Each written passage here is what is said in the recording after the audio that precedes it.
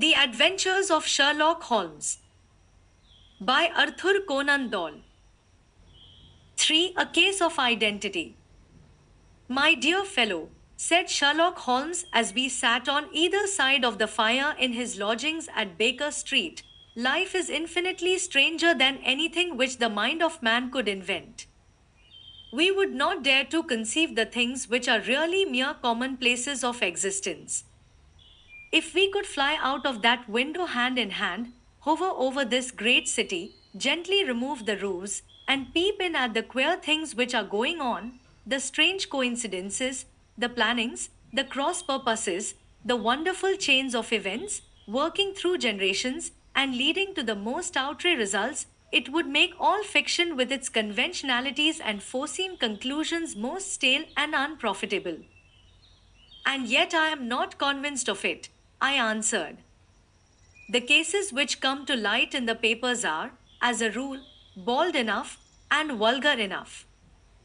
We have in our police reports realism pushed to its extreme limits, and yet the result is, it must be confessed, neither fascinating nor artistic. A certain selection and discretion must be used in producing a realistic effect, remarked Holmes. This is wanting in the police report, where more stress is laid, perhaps, upon the platitudes of the magistrate than upon the details, which to an observer contain the vital essence of the whole matter. Depend upon it, there is nothing so unnatural as the commonplace. I smiled and shook my head. I can quite understand your thinking so, I said.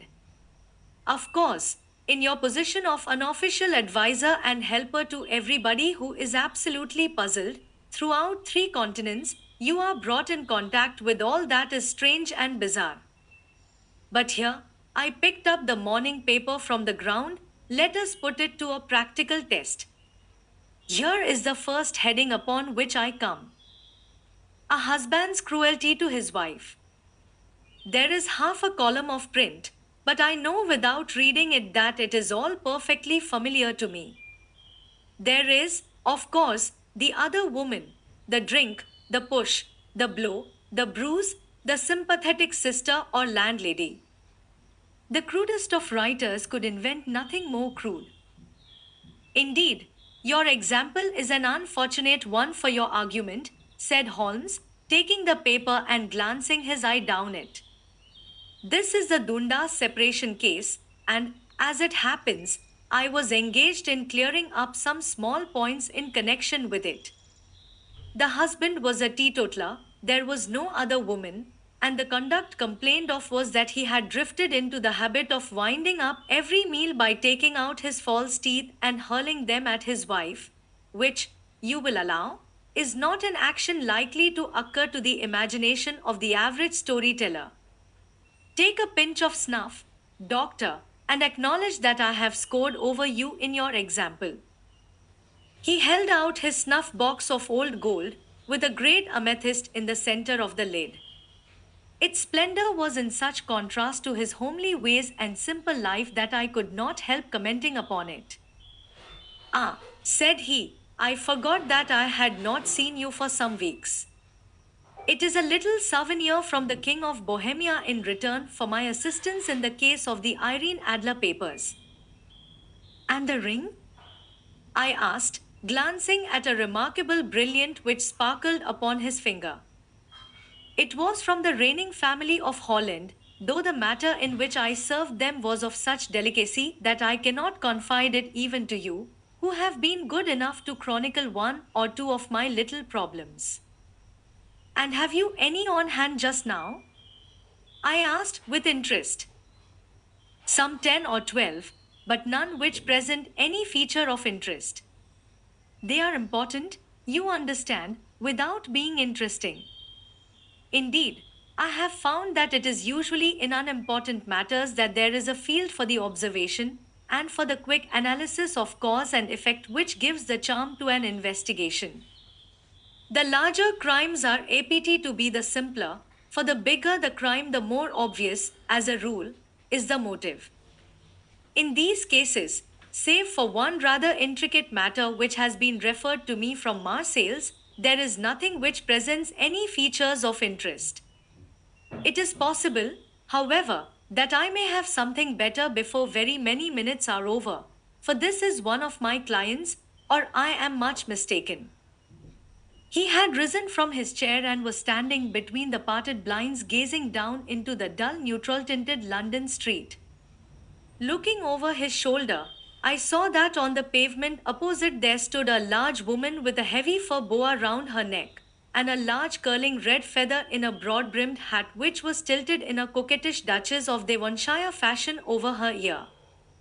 From under this great panoply she peeped up in a nervous, hesitating fashion at our windows, while her body oscillated backward and forward, and her fingers fidgeted with her glove buttons. Suddenly, with a plunge, as of the swimmer who leaves the bank, she hurried across the road, and we heard the sharp clang of the bell. I have seen those symptoms before, said Holmes, throwing his cigarette into the fire. Oscillation upon the pavement always means an affaire de corps.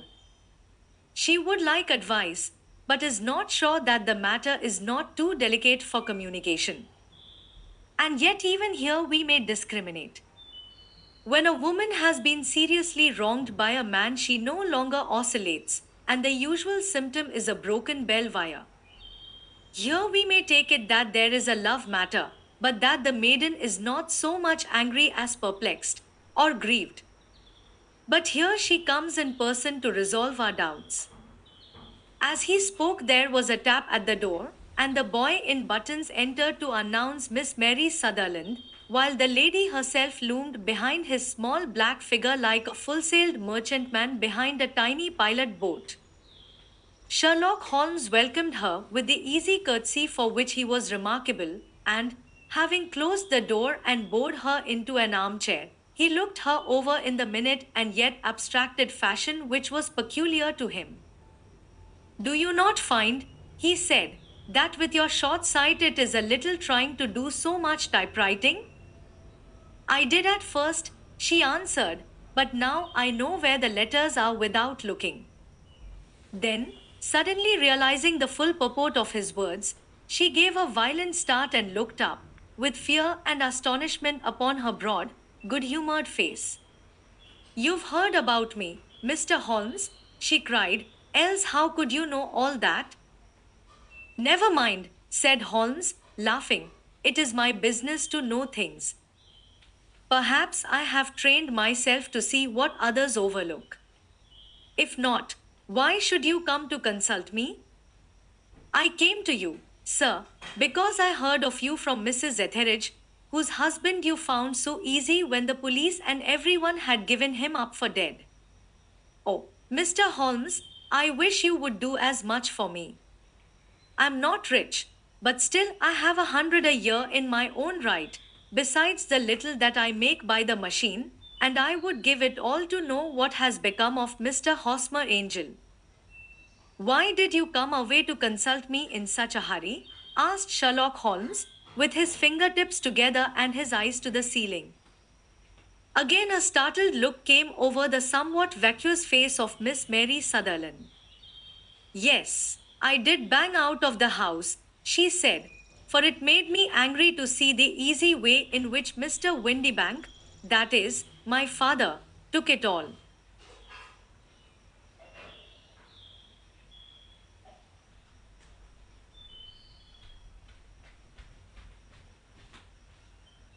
He would not go to the police, and he would not go to you, and so at last, as he would do nothing and kept on saying that there was no harm done, it made me mad, and I just on with my things and came right away to you.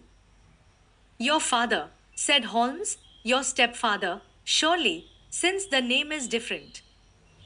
Yes, my stepfather. I call him father, though it sounds funny, too, for he is only 5 years and 2 months older than myself. And your mother is alive? Oh, yes, mother is alive and well. I wasn't best pleased, Mr. Holmes, when she married again so soon after father's death, and a man who was nearly 15 years younger than herself. Father was a plumber in the Tottenham Court Road, and he left a tidy business behind him, which mother carried on with Mr. Hardy, the foreman. But when Mr. Windybank came, he made her sell the business, for he was very superior, being a traveller in wines. They got £4,700 for the goodwill and interest, which wasn't near as much as father could have got if he had been alive. I had expected to see Sherlock Holmes impatient under this rambling and inconsequential narrative, but, on the contrary, he had listened with the greatest concentration of attention. Your own little income, he asked, does it come out of the business? Oh, no, sir. It is quite separate and was left me by my Uncle Ned in Auckland. It is in New Zealand stock, paying 4.5%. £2,500 was the amount, but I can only touch the interest. You interest me extremely, said Holmes. And since you draw so large a sum as 100 a year, with what you earn into the bargain, you no doubt travel a little and indulge yourself in every way. I believe that a single lady can get on very nicely upon an income of about £60. I could do with much less than that, Mr. Holmes, but you understand that as long as I live at home, I don't wish to be a burden to them, and so they have the use of the money just while I am staying with them. Of course, that is only just for the time. Mr. Windybank draws my interest every quarter and pays it over to mother, and I find that I can do pretty well with what I earn at typewriting. It brings me 2 pence a sheet, and I can often do from 15 to 20 sheets in a day. You have made your position very clear to me, said Holmes. This is my friend, Dr. Watson, before whom you can speak as freely as before myself. Kindly tell us now all about your connection with Mr. Hosmer Angel. A flush stole over Miss Sutherland's face, and she picked nervously at the fringe of her jacket. I met him first at the gasfitter's ball, she said. They used to send father tickets when he was alive, and then afterwards they remembered us, and sent them to mother. Mr. Windybank did not wish us to go. He never did wish us to go anywhere. He would get quite mad if I wanted so much as to join a Sunday school treat. But this time I was set on going, and I would go, for what right had he to prevent?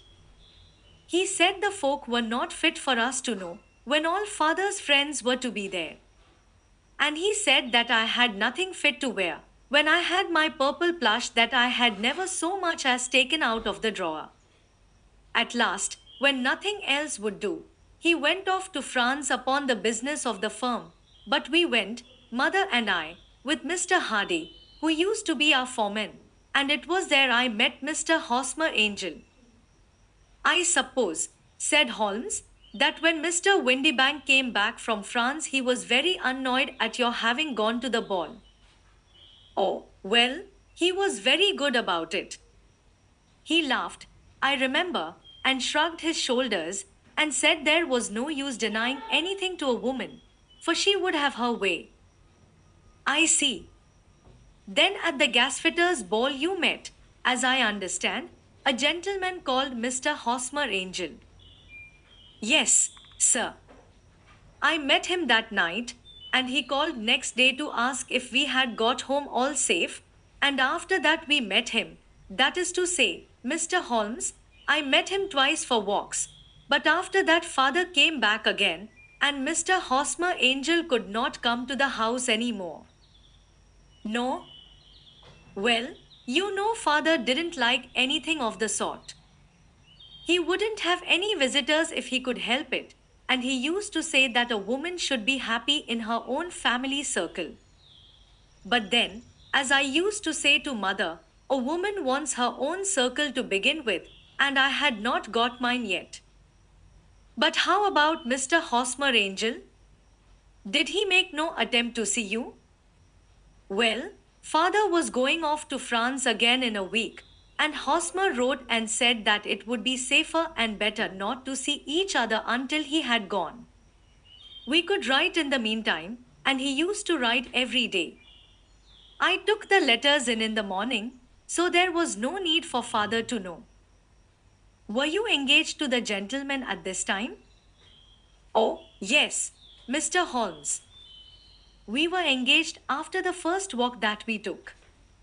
Hosmer, Mr. Angel, was a cashier in an office in Leadenhall Street. And what office? That's the worst of it. Mr. Holmes, I don't know. Where did he live, then? He slept on the premises. And you don't know his address? No, except that it was Leadenhall Street. Where did you address your letters, then? To the Leadenhall Street post office, to be left till called for. He said that if they were sent to the office, he would be chaffed by all the other clerks about having letters from a lady, so I offered to typewrite them, like he did his, but he wouldn't have that. For he said that when I wrote them, they seemed to come from me, but when they were typewritten, he always felt that the machine had come between us. That will just show you how fond he was of me, Mr. Holmes, and the little things that he would think of. It was most suggestive, said Holmes. It has long been an axiom of mine that the little things are infinitely the most important. Can you remember any other little things about Mr. Hosmer Angel? He was a very shy man, Mr. Holmes.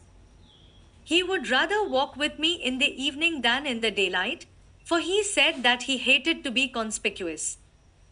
Very retiring and gentlemanly he was. Even his voice was gentle. He'd had the quinsy and swollen glands when he was young, he told me, and it had left him with a weak throat and a hesitating, whispering fashion of speech. He was always well dressed, very neat and plain, but his eyes were weak, just as mine are, and he wore tinted glasses against the glare. Well, and what happened when Mr. Windybank, your stepfather, returned to France? Mr. Hosmer Angel came to the house again and proposed that we should marry before father came back. He was in dreadful earnest and made me swear, with my hands on the testament, that whatever happened I would always be true to him. Mother said he was quite right to make me swear, and that it was a sign of his passion. Mother was all in his favor from the first and was even fonder of him than I was. Then, when they talked of marrying within the week, I began to ask about father, but they both said never to mind about father, but just to tell him afterwards, and mother said she would make it all right with him. I didn't quite like that, Mr. Holmes. It seemed funny that I should ask his leave, as he was only a few years older than me, but I didn't want to do anything on the sly, so I wrote to father at Bordeaux, where the company has its French offices, but the letter came back to me on the very morning of the wedding. It missed him, then? Yes, sir, for he had started to England just before it arrived. Ha! That was unfortunate. Your wedding was arranged, then, for the Friday. Was it to be in church? Yes, sir, but very quietly. It was to be at St. Saviour's, near King's Cross, and we were to have breakfast afterwards at the St. Pancras Hotel. Hosmer came for us in a hansom, but as there were two of us, he put us both into it and stepped himself into a four-wheeler, which happened to be the only other cab in the street. We got to the church first, and when the four-wheeler drove up, we waited for him to step out, but he never did. And when the cabman got down from the box and looked, there was no one there. The cabman said that he could not imagine what had become of him, for he had seen him get in with his own eyes. That was last Friday, Mr. Holmes, and I have never seen or heard anything since then to throw any light upon what became of him. It seems to me that you have been very shamefully treated, said Holmes. Oh, no, sir. He was too good and kind to leave me so.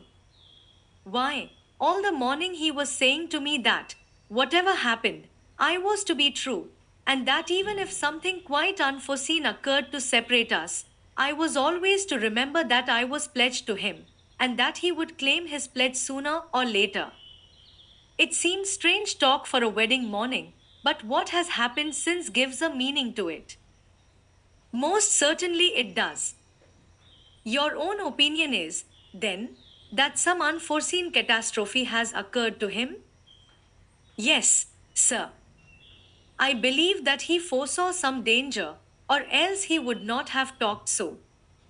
And then I think that what he foresaw happened. But you have no notion as to what it could have been? None. One more question. How did your mother take the matter? She was angry and said that I was never to speak of the matter again. And your father? Did you tell him?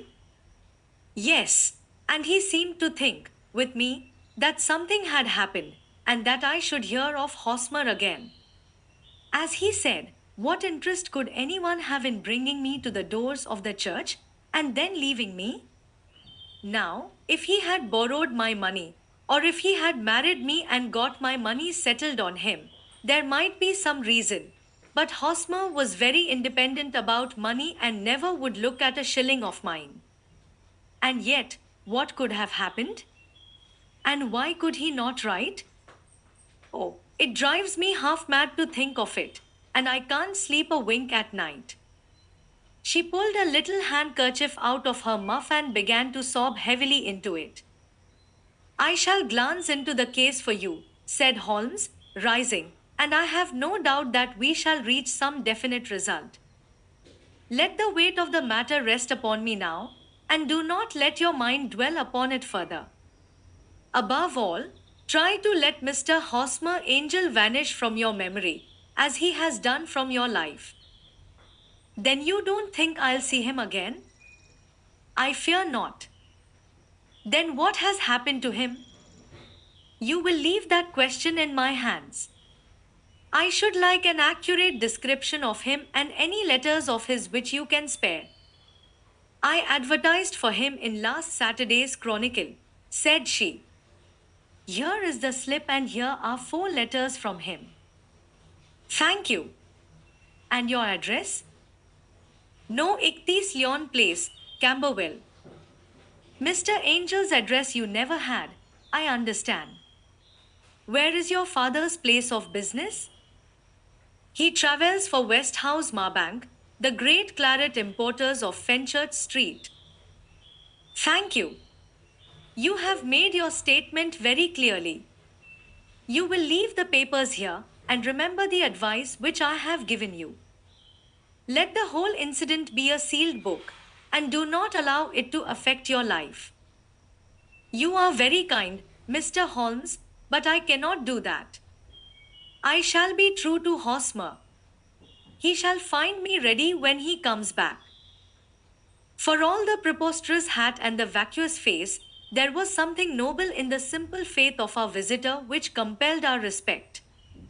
She laid her little bundle of papers upon the table and went her way, with a promise to come again whenever she might be summoned. Sherlock Holmes sat silent for a few minutes with his fingertips still pressed together, his legs stretched out in front of him, and his gaze directed upward to the ceiling. Then he took down from the rack the old and oily clay pipe, which was to him as a counselor, and, having lit it, he leaned back in his chair, with the thick blue cloudlets spinning up from him, and a look of infinite languor in his face.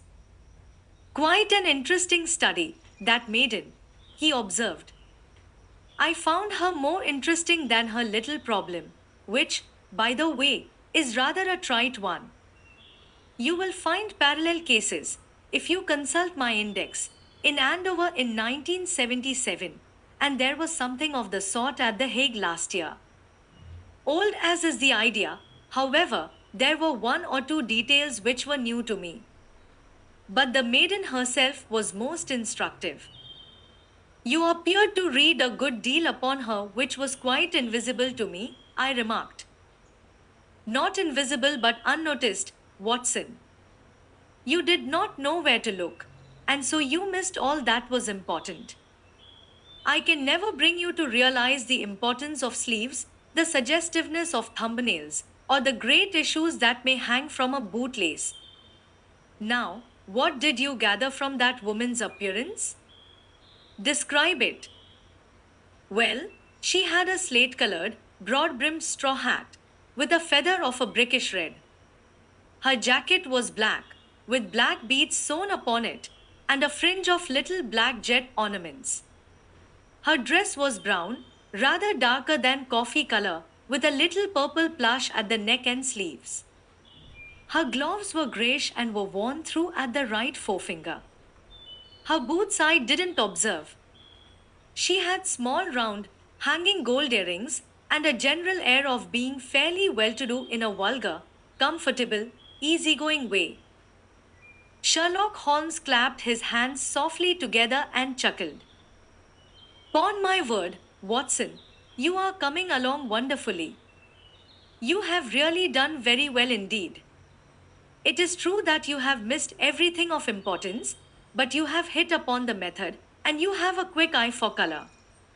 Never trust to general impressions, my boy, but concentrate yourself upon details. My first glance is always at a woman's sleeve. In a man, it is perhaps better first to take the knee of the trouser.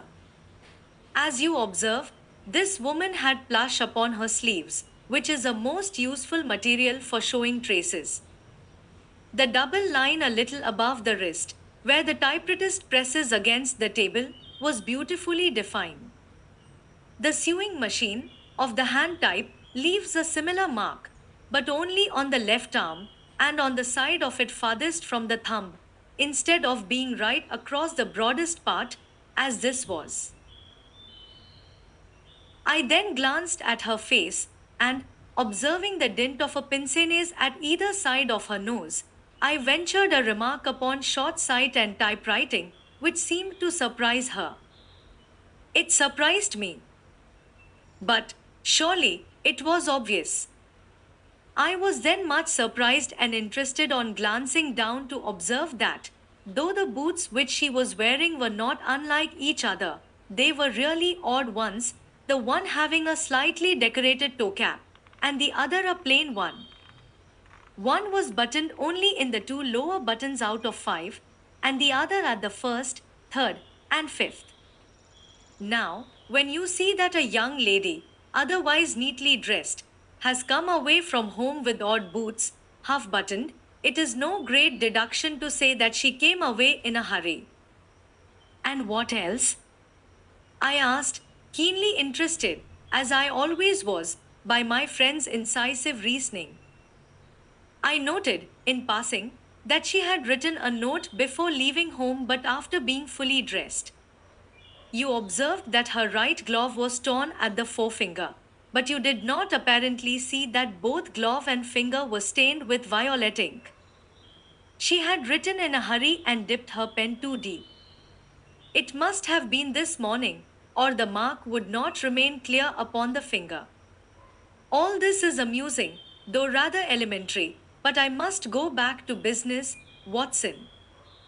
Would you mind reading me the advertised description of Mr. Hosmer Angel?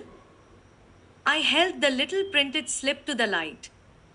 Missing, it said, on the morning of the 14th, a gentleman named Hosmer Angel. About 5 foot 7 in height, strongly built, sallow complexion, black hair, a little bald in the center, bushy, black side whiskers and mustache, tinted glasses, slight infirmity of speech. Was dressed, when last seen, in black frock coat faced with silk, black waistcoat, gold Albert chain, and grey Harris tweed trousers with brown gaiters over elastic-sided boots. Known to have been employed in an office in Leadenhall Street. Anybody bringing C. That will do, said Holmes. As to the letters, he continued, glancing over them, they are very commonplace. Absolutely no clue in them to Mr. Angel, save that he quotes Balzac once. There is one remarkable point, however, which will no doubt strike you. They are typewritten, I remarked. Not only that, but the signature is typewritten. Look at the neat little Hosmer angel at the bottom. There is a date, you see, but no superscription except Leadenhall Street, which is rather vague. The point about the signature is very suggestive, in fact, we may call it conclusive. Of what? My dear fellow, is it possible you do not see how strongly it bears upon the case? I cannot say that I do unless it were that he wished to be able to deny his signature if an action for breach of promise were instituted. No, that was not the point. However, I shall write 2 letters, which should settle the matter.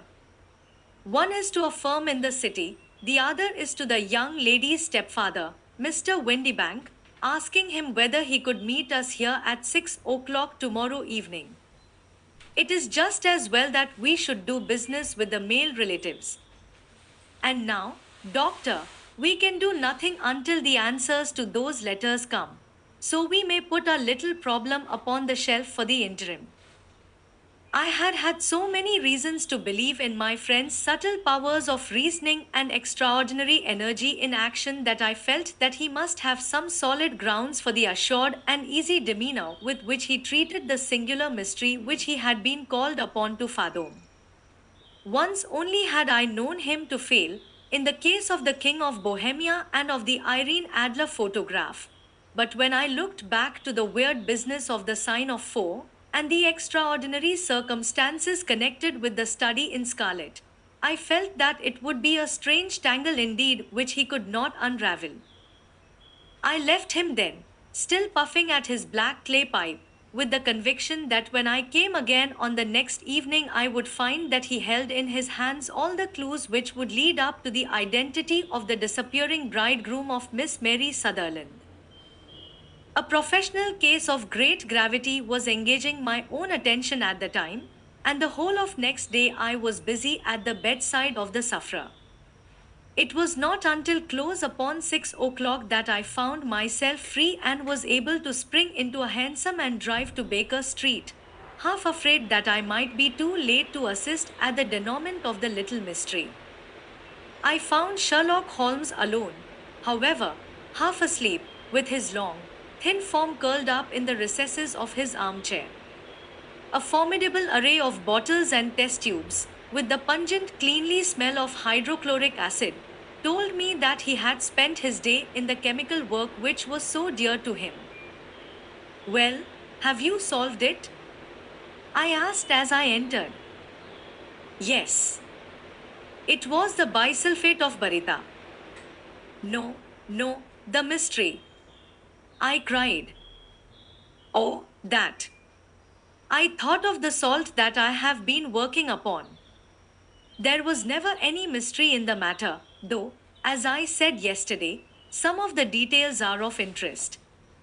The only drawback is that there is no law, I fear, that can touch the scoundrel. Who was he, then, and what was his object in deserting Miss Sutherland?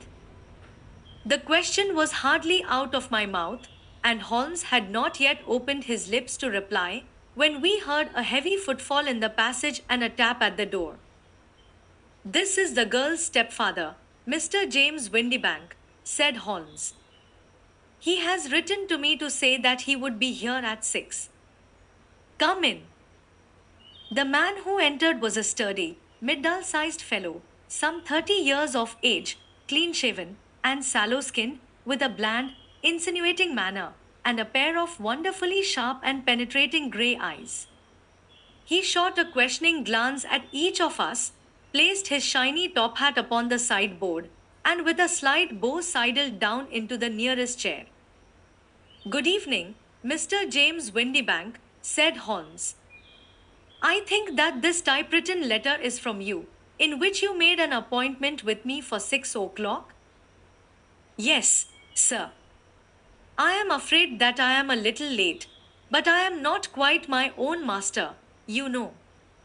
I am sorry that Miss Sutherland has troubled you about this little matter. for I think it is far better not to wash linen of the sort in public. It was quite against my wishes that she came, but she is a very excitable, impulsive girl, as you may have noticed, and she is not easily controlled when she has made up her mind on a point.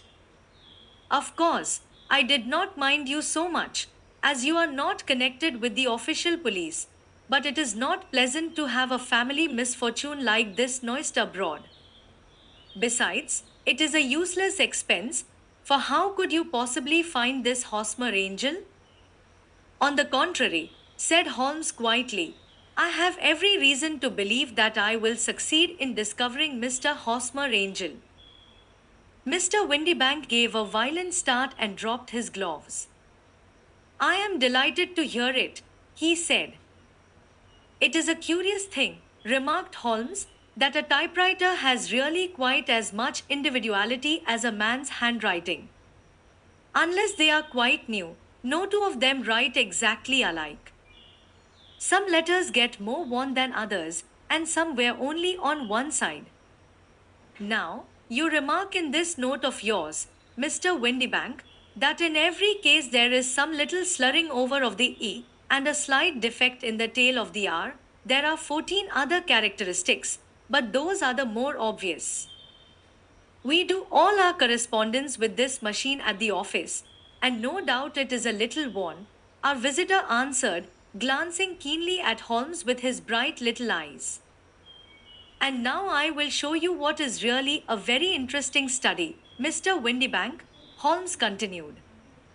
I think of writing another little monograph some of these days on the typewriter and its relation to crime. It is a subject to which I have devoted some little attention. I have here 4 letters which purport to come from the missing man. They are all typewritten. In each case, not only are the ES slurred and the RS tailless, but you will observe, if you care to use my magnifying lens, that the 14 other characteristics to which I have alluded are there as well. Mr. Windybank sprang out of his chair and picked up his hat. I cannot waste time over this sort of fantastic talk, Mr. Holmes, he said. If you can catch the man, catch him, and let me know when you have done it. Certainly, said Holmes, stepping over and turning the key in the door. I'll let you know, then, that I have caught him. What? Where? Shouted Mr. Windybank, turning white to his lips and glancing about him like a rat in a trap. Oh, it won't do. Really it won't, said Holmes suavely. There is no possible getting out of it, Mr. Windybank. It is quite too transparent, and it was a very bad compliment when you said that it was impossible for me to solve so simple a question. That's right.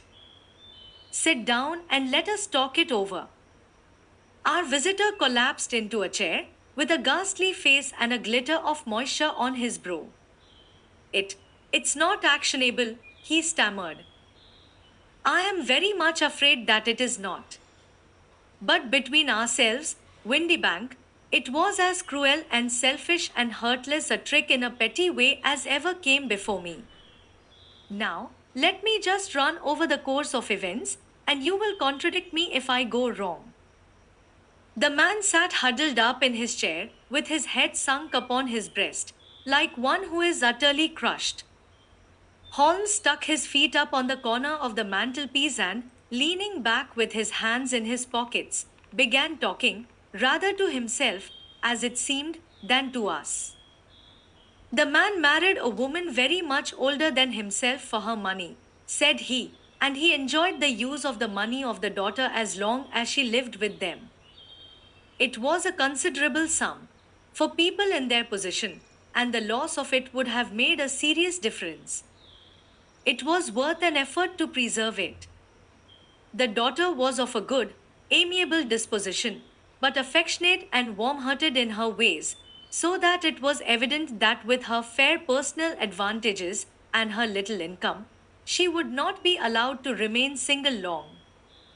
Now her marriage would mean, of course, the loss of 100 a year, So, what does her stepfather do to prevent it? He takes the obvious course of keeping her at home and forbidding her to seek the company of people of her own age. But soon he found that that would not answer forever.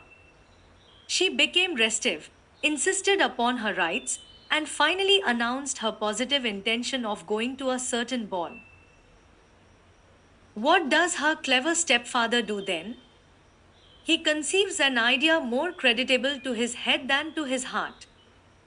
With the connivance and assistance of his wife, he disguised himself, covered those keen eyes with tinted glasses, masked the face with a mustache and a pair of bushy whiskers, sunk that clear voice into an insinuating whisper, and doubly secure on account of the girl's short sight, he appears as Mr. Hosmer Angel and keeps off other lovers by making love himself. It was only a joke at first, groaned our visitor. We never thought that she would have been so carried away. Very likely not. However, that may be, the young lady was very decidedly carried away, and, having quite made up her mind that her stepfather was in France, the suspicion of treachery never for an instant entered her mind. She was flattered by the gentleman's attentions, and the effect was increased by the loudly expressed admiration of her mother. Then Mr. Angel began to call, for it was obvious that the matter should be pushed as far as it would go if a real effect were to be produced. There were meetings and an engagement which would finally secure the girl's affections from turning towards anyone else. But the deception could not be kept up forever. These pretended journeys to France were rather cumbrous. The thing to do was clearly to bring the business to an end in such a dramatic manner that it would leave a permanent impression upon the young lady's mind and prevent her from looking upon any other suitor for some time to come. Hence those vows of fidelity exacted upon a testament, and hence also the allusions to a possibility of something happening on the very morning of the wedding. James Windybank wished Miss Sutherland to be so bound to Hosmer Angel, and so uncertain as to his fate, that for 10 years to come, at any rate, she would not listen to another man. As far as the church door he brought her, and then, as he could go no farther, he conveniently vanished away by the old trick of stepping in at one door of a four-wheeler and out at the other. I think that was the chain of events, Mr. Windybank. Our visitor had recovered something of his assurance while Holmes had been talking, and he rose from his chair now with a cold sneer upon his pale face. It may be so, or it may not, Mr. Holmes, said he, but if you are so very sharp, you ought to be sharp enough to know that it is you who are breaking the law now, and not me. I have done nothing actionable from the first, but as long as you keep that door locked, you lay yourself open to an action for assault and illegal constraint.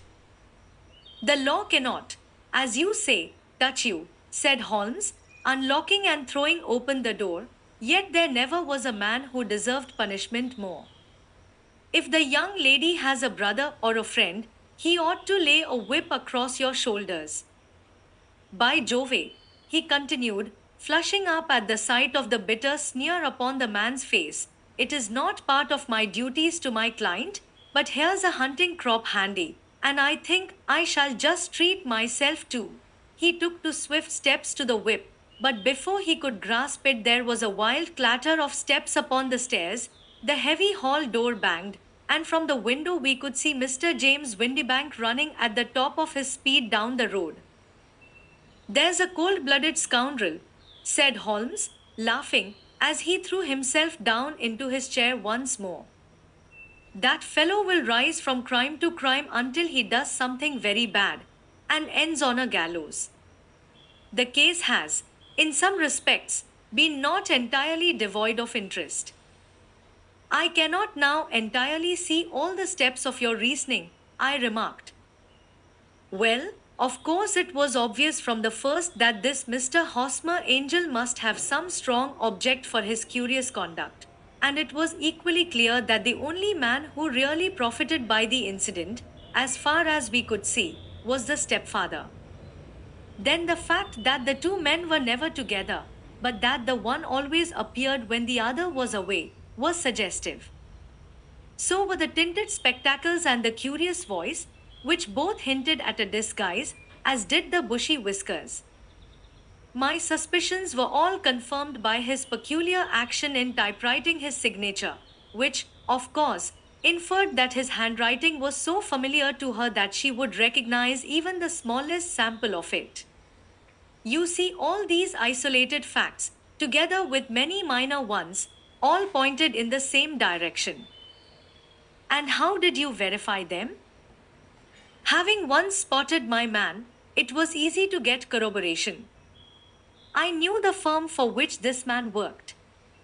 Having taken the printed description, I eliminated everything from it which could be the result of a disguise, the whiskers, the glasses, the voice, and I sent it to the firm with a request that they would inform me whether it answered to the description of any of their travelers. I had already noticed the peculiarities of the typewriter, and I wrote to the man himself at his business address asking him if he would come here. As I expected, his reply was typewritten and revealed the same trivial but characteristic defects. The same post brought me a letter from Westhouse Marbank of Fenchurch Street to say that the description tallied in every respect with that of their employer, James Windybank. Voila tout. And Miss Sutherland? If I tell her, she will not believe me. You may remember the old Persian saying, there is danger for him who taketh the tiger cub, and danger also for whoso snatches a delusion from a woman. There is as much sense in Hafiz as in Horace, and as much knowledge of the world.